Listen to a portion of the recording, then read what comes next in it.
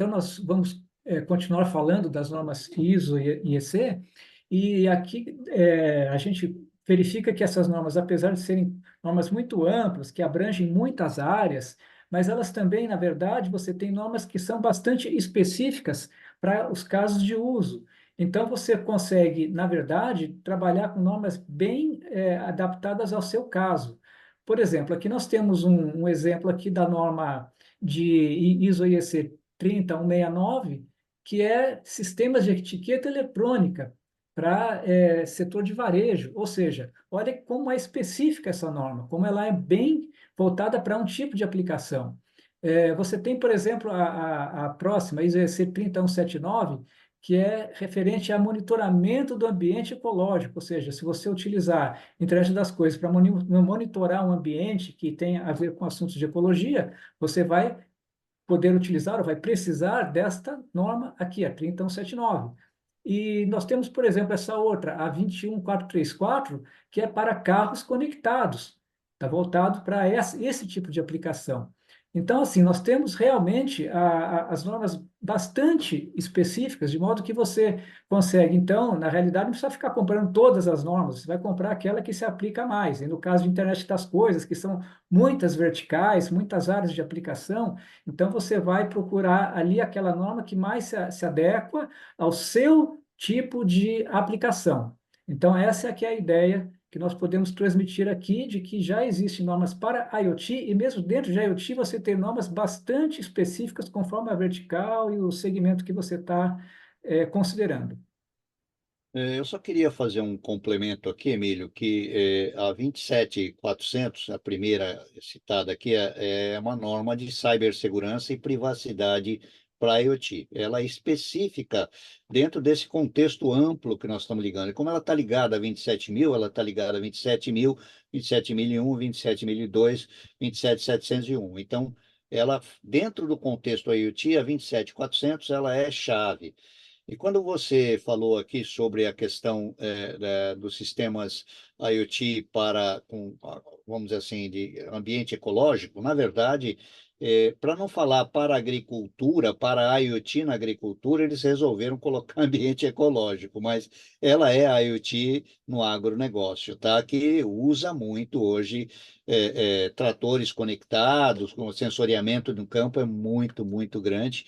E muita gente não sabe que tem norma aí internacional específica para isso, para tratar com detalhes de segurança, detalhes de desempenho, de qualidade de serviço, tudo isso envolvido. Então, muito importante essa segmentação aqui.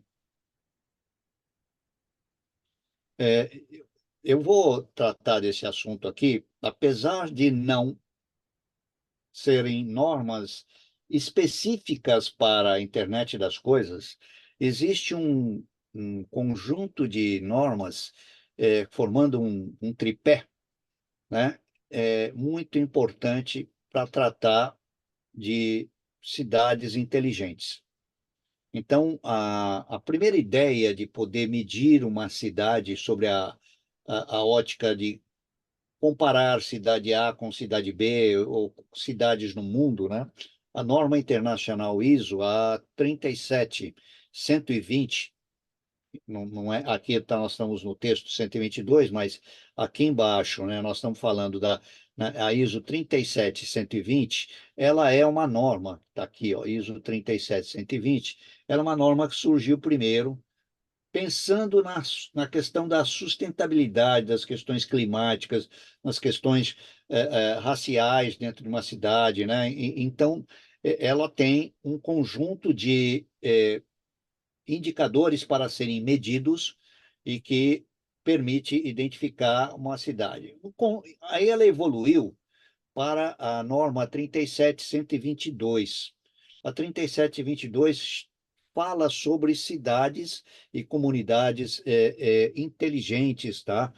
E essa cidade inteligente nos leva a crer que tem Internet das Coisas. Necessariamente, Internet das Coisas ela entra como uma das tecnologias apoiadas que apoiam cidades a se tornarem inteligentes. Apoio à gestão da cidade inteligente. Inclusive, São Paulo está caminhando para isso. A gente teve, quem assistiu o evento, né, do IoT em Foco, o último evento, sabe que foi tratado desse tema.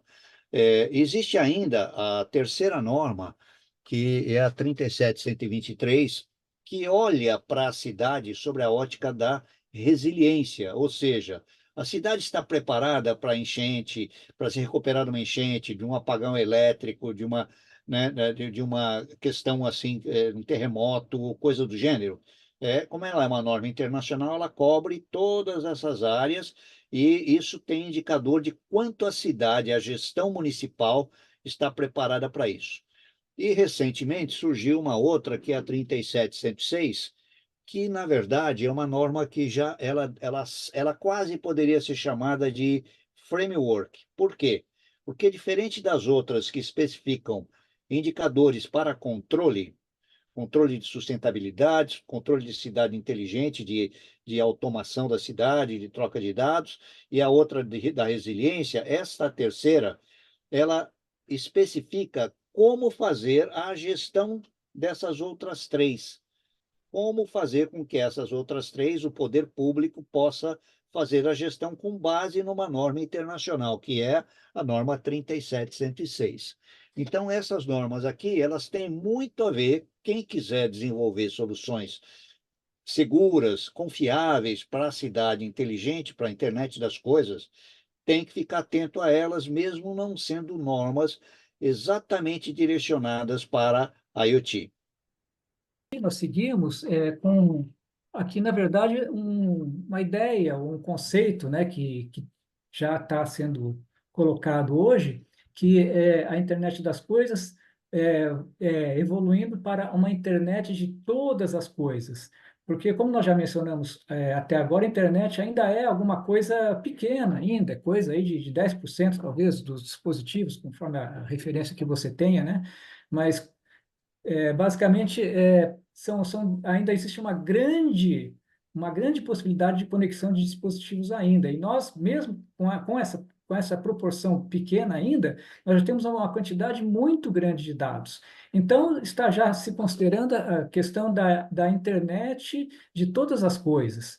E que isso realmente está gerando, já começou, já e vai ainda gerar daqui para frente muito, mas muito e muito, muito dado.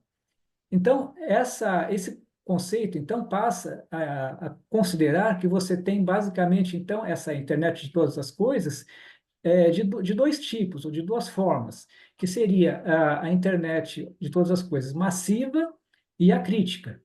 A massiva se refere a quando você está falando de uma quantidade grande de dispositivos.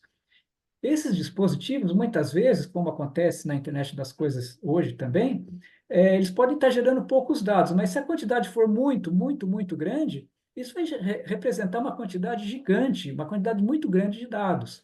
E também, por outro lado, nós temos essa internet de todas as coisas crítica, que são aqueles dispositivos, ou aquelas redes, ou aqueles sistemas que são críticos em relação à informação, que é o caso, por exemplo, de saúde, a área militar, os governos, a área de energia e transporte. Então, isso está gerando o quê? Uma nova questão que são os espaços de dados, ou seja, uma quantidade muito grande de dados que você precisa ter acesso de uma forma mais fácil, ou de uma forma mais organizada, sem ter muita dificuldade de padrões de acesso, tendo que fazer acordos bilaterais para conseguir os dados. Não, você cria, então, esse espaço de dados, então tem essa proposta da International Data Space Association, que está propondo isso.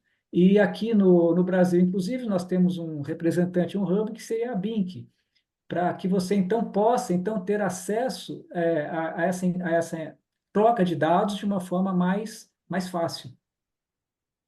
Aqui dar uma reforçada, é o seguinte, existe um detalhe muito importante. Imagine que eu tenha sensores na agricultura, no campo.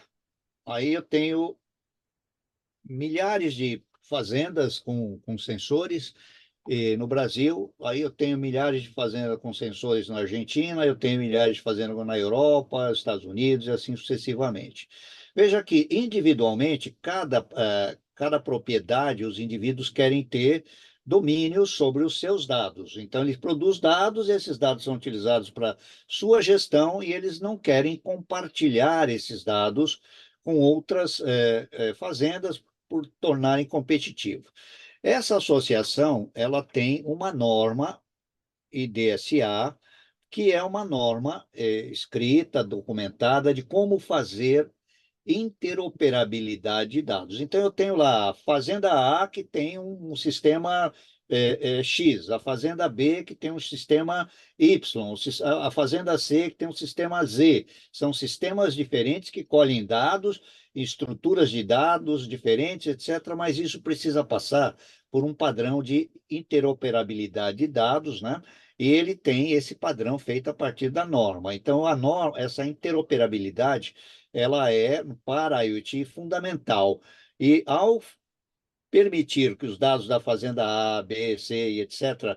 compartilhem esses dados, eles são estruturados de uma maneira em que ninguém fica sabendo de quem é aquele dado. Então, eu posso ter dados estatísticos, por exemplo, de uma determinada cultura, cultura do milho, cultura do feijão, cultura em todas as partes do mundo, a partir de uma entidade como essa, que vai fornecer esse trabalho sem dizer que a plantação da fazenda tal, em tal lugar do mundo, tem tais características, a outra tem tal, não. O que interessa é saber esses dados médios. Então, essa interoperabilidade e proteção dos dados individuais, ela já existe, já acontece isso. Quem fez curso conosco falando de proteção de dados, falando de sistemas mais seguros, hoje já existentes para proteger privacidade de dados, aqui nós estamos protegendo a privacidade de dados a partir de dispositivos IoT. Então, é muito importante entender essa nova norma IDSA, tem o link aqui embaixo para vocês procurarem, tá certo? Que é uma grande novidade no mercado. Já tem player no Brasil entrando nisso aqui, como a Bank fez um evento há poucos dias atrás, e é importante para todos nós de IoT entender isso aqui, porque eles acreditam que é o futuro da comercialização de dados com segurança. Bom, dá um pequeno break aqui, eu digo assim, se todos, né, conseguirem chegar neste ponto do curso e explicar o que entendeu de uma maneira simples, né, é sinal que fez uma aquisição de conhecimento sólido. Então, a gente tem que parabenizar vocês. Quem não conseguiu entender, a gente pede que leia a apostila, reveja e depois participe aí do curso online para a gente poder tirar, né, todos os detalhes, faça a prova, etc.